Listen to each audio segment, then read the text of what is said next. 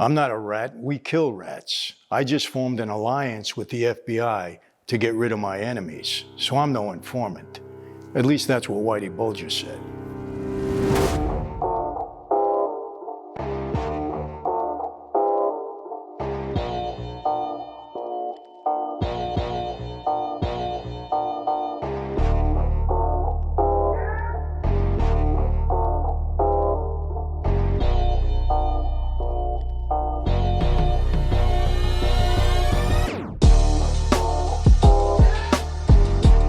Hey everybody, welcome to another Sit Down with Michael Franzese. Hope everybody is doing well. Hope you had a good weekend. And today is by far one of the most popular days for all of you. It's Mob Movie Monday. And I was thinking about doing, The Godfather of Harlem, good one. We're gonna get to that. And then I also thought of another one that I know everybody wants to see, Scarface. Everybody's been asking me about that.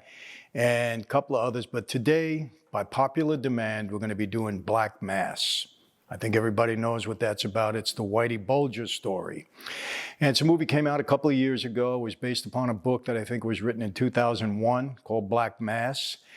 And I saw the movie a few years back when it first came out. And, I got to say something. I was with my wife and we left the theater. And my first reaction to the movie was, man, was that a dark movie? I mean, just dark, everything about it. And, coming from me, who spent, 20 years on the street, to have that reaction, I'm wondering what other people might have thought about it. It was a great movie. Johnny Depp was terrific. I thought the makeup was fantastic on it, and the story was great. It was done well. Another one of those great movies. I think it got very good ratings, and it did good financially at the box office. But it was really a dark movie. It was a movie that, at least in the movie, Whitey Bulger didn't have many, saving grace qualities, so to speak. Nothing that really redeemable about him. It was that kind of a film. But it's worthy, certainly, of review. It is a mob movie. It is reality. Again, they do take, dramatic liberty in these films. But from what I know about this is fairly accurate, more accurate than some of the others out there. So we're going to review it. We're going to talk about some of the scenes that stood out for me. And let me give you a little background on the Whitey Bulger story. Whitey Bulger was part of the Winter Hill Gang in Boston. He was an Irish guy, tough guy, obviously. You could see it in the film. And they were a pretty ruthless gang. And as the story goes, Whitey got involved with an FBI agent that he knew from childhood, a guy by the name of Connolly. And he started to become an informant with Connolly, at least the way the movie depicts it. And basically he did that because the FBI really, according to that agent, was after the Italian guys, the mob guys in Boston. And they wanted to use Whitey Bulger to help them get to the mafia in Boston. And Bulger, according to the film, saw that as an opportunity. Initially, he didn't want to become an informant. He didn't like the idea. He says, we kill informants. But he thought it might be a good way for him to eliminate some of his enemies. So he started to make a deal and become an informant for the FBI. Now, the thing is, the guys that he went against, the mob guys that he went against, was the Patriarca crew, Patriarca family, and in particular, a guy by the name of Jerry Angiulo. And Jerry was the underboss of that family. He was somebody that I knew fairly well. I had involvement with Jerry, and I thought he was a good guy. I liked him a lot, and we had some business together. Not going to get into that, but that's who really was the target of the FBI, allegedly, and of Whitey Bulger. So this unholy alliance formed between the two of them. And the dynamic is interesting, man. It's a lot of stuff going on in this movie because Whitey Bulger's brother was a state senator, Billy Bulger, and he was a powerful guy, one of the most powerful guys in the state senator. And Connolly, the FBI agent, knew him also as a child, and you see some interaction between the two of them that turns bad at some point. And so let's get into some of the scenes, but really interesting. I think you know what happened to Whitey Bulger in the end. May as well, get into that. He was a fugitive for, I think, 16 years. He was on, the FBI's most wanted list. I think he was number 2 after Osama bin Laden at one point in time. And an informant finally gave him up after 16 years on the run. He was apprehended in Santa Monica. Very interesting. I lived in Santa Monica at that time. And Whitey Bulger came out afterwards, used to walk up and down the 3rd Street Promenade, where I went quite often with my wife and kids. And I can't state this emphatically, but after I saw the picture of Whitey, I felt that I did see Whitey in the street, because we used to go there a lot, and he used to walk up and down, and he was in disguise, but I thought I recognized him and his girlfriend. And very, very interesting. But they apprehended him there. They got a tip from an informant. I think somebody that was living in his building. Somehow they found it out. He got arrested, and he went to trial back in Boston. I think they tried him on, 19 murders, convicted him on 11.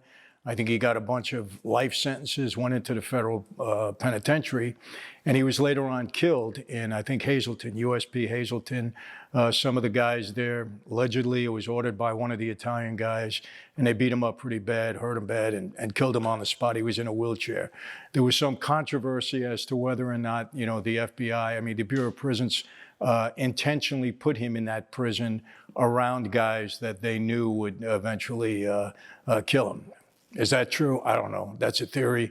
I can tell you this. I know the Bureau of Prisons sometimes makes mistakes.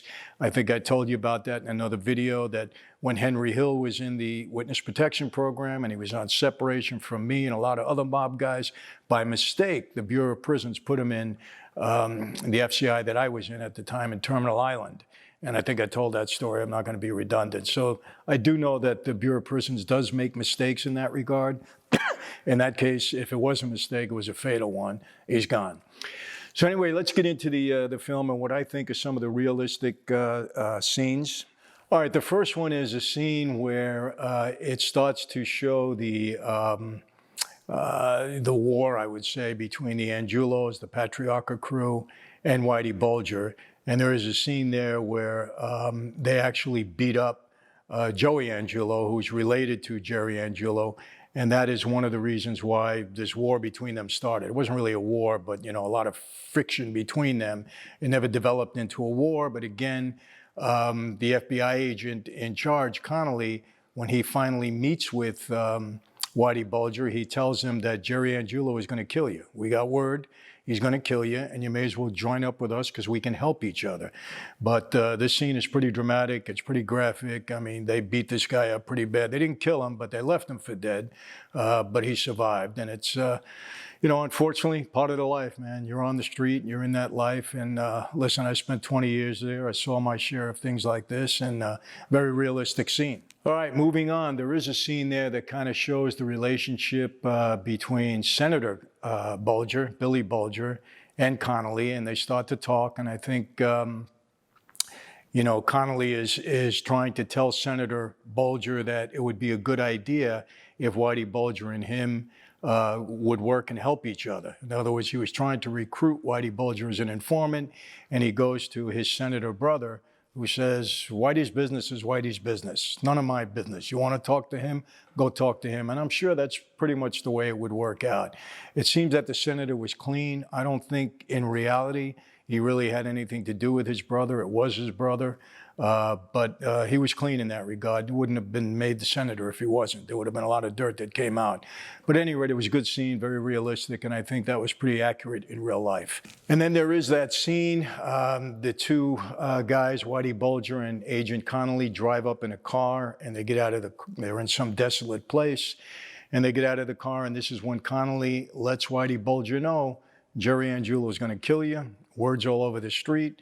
If you join with me, I can make this easy for you. You can defeat your enemies. It's really the mafia that we want. We don't want you. I can help you, Jimmy, and you can help me. We want the Angulo brothers. We want to take down the Patriarca family.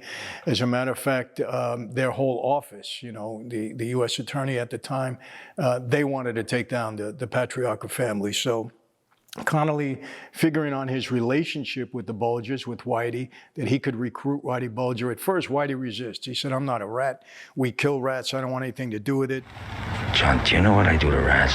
But Connolly keeps working on him, and eventually he does get to Whitey in that regard. Now, you know, this is really interesting. There's no question, you know, I think historically you could see that Whitey Bulger was a pretty ruthless guy. I mean, he was charged with 19 murders, convicted of 11, and he was a pretty ruthless guy. And again, you come away from that movie thinking, what redeeming quality does this guy have? It's really dark. Well, couple. There's one scene there where he's talking to his son, and his son has Rye syndrome. He's a sickly kid. And he's talking to his son. His son got in trouble because he punched some kid in the face. And they're sitting at the dinner table, you know, Whitey's wife or girlfriend, whatever she was at the time, and the son and Whitey. And Whitey is telling his son, I'm not mad at you that you punched a kid in the face. He said, what I'm mad about is that you let somebody see that you punched him in the face. The next time, make sure nobody's around. And the wife, or, you know, the kid's mother is, come on, man, this is what you teach him? But it was in some way a redeeming quality because you see the relationship that he had with his son. It was one of the only redeeming qualities I can see with this guy throughout the whole film. And then there's an extension of this. There's a hospital scene, and it's a dramatic scene where Whitey runs to the hospital because his son has gone into a coma. He's brain dead. He had Rye syndrome. And his mother, by mistake, gave him aspirin, which is no good with Rye syndrome. And that caused him, I think, to go into a coma and become brain dead. And they're sitting at the table, and Whitey obviously loves his son, and it's a tough moment. And you know, the wife or the kid's mother is telling Whitey, I pulled the plug. I pulled the plug because I don't want my son to be brain dead. And Whitey is like angry. He says, you pulled the plug on my son? And she says to him, oh, stop. Don't play that game with me. You're the last person that should, you know, play that game with me, with the kind of a guy you are. But again, the dynamic there, loved his son. He's upset that the wife pulled the plug. Meanwhile, this guy, according to the movie, is a real killer. You know, again, no redeeming quality. But, you know, it was one of the softest spots, I would say, in the film. But even there, you know, the makeup was great. I mean, Johnny Depp did a great job, but he had this cynical look about him the whole time. So, you know, quite scary looking guy in the film, and obviously they made him look that way. But that was, if you have to look at a redeeming quality in him, it was the fact that he loved and cared for his son so much. Ironic, right? But listen, regardless of what people do on the street, I mean, they love their families, you know? I mean, that's just the way it is. Good scene. Another scene that, you know, again, to show what kind of guy he was, the girlfriend, or, you know, sometime girlfriend of Steve Flemmi, his good friend, she's a young girl, she gets locked up for something, and they're in the car speaking, and Whitey's really questioning her, saying, hey, you slept in the police department last night. What is it that you told the police? And she goes on to tell him, well, I didn't tell him anything. You know, I told him you were a good guy, and I told him you never did drugs, and I told him you dressed right, and you didn't curse. And she's saying all the right things. But in Whitey's mind is, in other words, she's talking to the cops. Well, that was dangerous for him. And, you know, the cynical guy that he is, he says, okay, you did a great job. And he takes her to an apartment that he was going to allegedly rent for her or give to her. And he kills her in the apartment. And tough scene, man. I don't see that happening quite often in my former life. I don't remember of any woman getting killed. Maybe one time, I would say, that I knew that it happened. But if this really did happen, and I don't know that it did, I'm not saying it did, but in the film, you know, ruthless. I mean, it was a terrible thing to have happen. So, you know, I mean, those are the scenes that really stood out for me. Let me tell you how the movie ended, you know, and again, pretty realistic. There was this incestuous relationship throughout the film between the FBI agent Connolly and Whitey Bulger. And in the end, you know, everybody goes down. As usual, everybody goes down. Connolly went down because his superiors didn't like what he was doing. They saw that there was an incestuous relationship. And, you know, if you're an FBI agent, you're not supposed to be giving information to a criminal, to a target, to hurt other people. The mafia cops were allegedly doing that. They got in trouble and went to prison. Donnie Brasco was never accused of that, didn't do anything like that. He played it straight as far as the FBI is concerned and retired, from the agency with honor. But there were other agents that did that. DeVecchio, I think you know the story there with the Grim Reaper. Greg Scarpa, one of our guys, with me. I know him a long time. But in here there was definitely an incestuous relationship, and eventually that did come out. Connolly did get indicted. I think he actually got a long prison sentence because I think they indicted him also for giving information that resulted in the murder of someone. And I think he got 40 years, if I'm not mistaken. The state senator, Whitey's brother, unfortunately, he had to resign because while Whitey Bulger was on the run, he was in touch with him, not allowed to do that, so he had to resign as a state senator and go on to do another job. I think it was a chancellor of a university or something, so that didn't work out good. All of Whitey's guys, Steve Fleming ended up going to jail for a long time, but he became an informant. Another kid there that was very close to him, a kid by the name of Kevin Weeks, I think, he became an informant. Whitey was caught on tape saying a number of things. So as usual, this thing ends bad for everybody. And people, if I have one thing to say, I've said it over and over again, but I can't say it enough, especially if the young people are listening. That's why I go to, these prisons all the time and speak to these young people. If you get into the street life, you're gonna go down.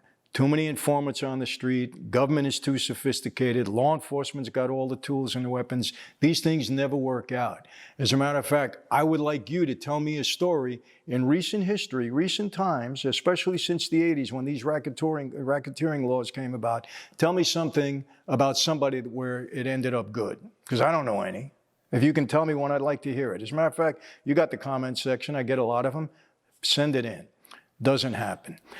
That's why I consider myself one of the most fortunate and blessed guys, to be out of that life now over 20 years and to have a life. So that's the moral of the story. But great movie. I recommend that you watch it. Absolutely. You're going to enjoy it.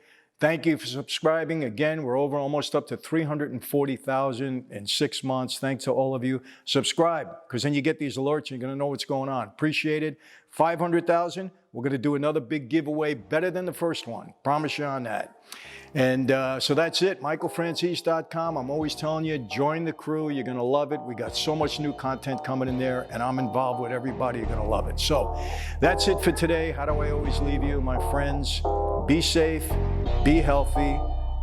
God bless you, and I will see you next time.